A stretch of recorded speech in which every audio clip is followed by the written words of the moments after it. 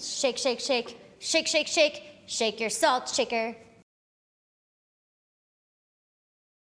Hi, I'm Tracy Lockwood Beckerman. I'm a registered dietitian in New York City, and it's my job to help you figure out what to eat and why. Salt has been a topic of conversation since the beginning of time. What's the deal? Why is everyone so salty? Should we be saying NaC later to salt?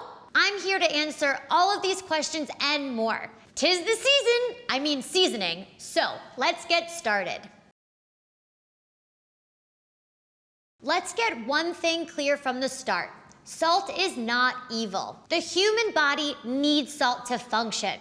Due to its role in fluid balance, salt, in moderation, is essential for healthy hydration and moderating blood pressure. Sodium helps keep the blood volume at a normal level and is important for activating nerves and contracting muscles like your heart. When your body's sodium levels drop too low, you can experience hyponatremia. This may cause dizziness, muscle weaknesses, cramps, nausea, vomiting, and other negative health outcomes.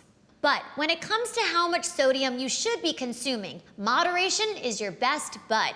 The Dietary Guidelines for Americans recommends limiting your sodium intake to below 2,300 milligrams or 1 teaspoon daily, and is moving towards a recommendation of about 1,500 milligrams.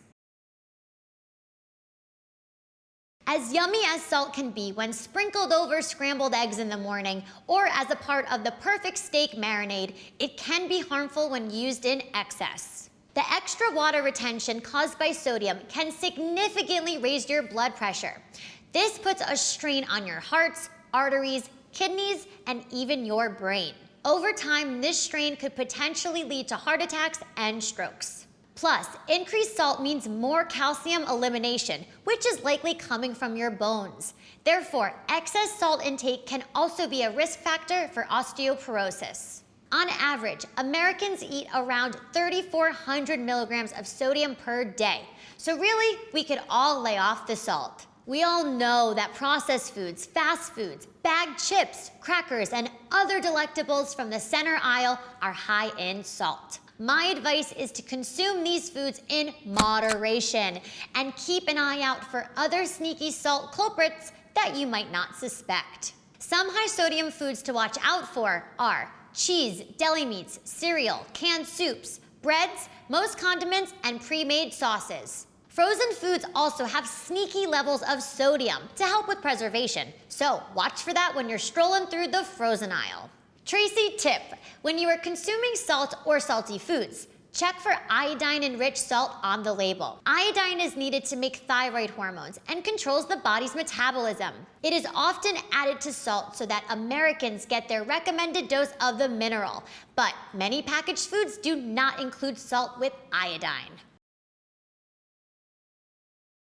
In the end, salt is a naturally occurring compound that our bodies need. It pumps our heart, moves our muscles, and honestly, tastes great. Without salt, we would drop out of homeostasis. The key to salty success?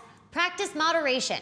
Limit yourself to less than 1 teaspoon of salt per day. Reducing your salt intake can lower your blood pressure, which can decrease the amount of fluid in your blood and reduce the risk of heart attacks. It also lowers your LDL cholesterol, the one you want lower, protect your vision, reduce your risk of diabetes, and strengthen your kidneys. The extra water storage caused by too much sodium can also cause bloating and puffiness. So, opt for low-sodium soy sauce with your sushi dinner to quell the swell. And remember, when you are going all in on the salty goodness, drink plenty of water. Be conscious of your food choices if you know you are prone to heart or blood pressure problems. Also, do not forget that what works for you may not work for someone else. You subscribing to Well+Good's YouTube channel is so damn good.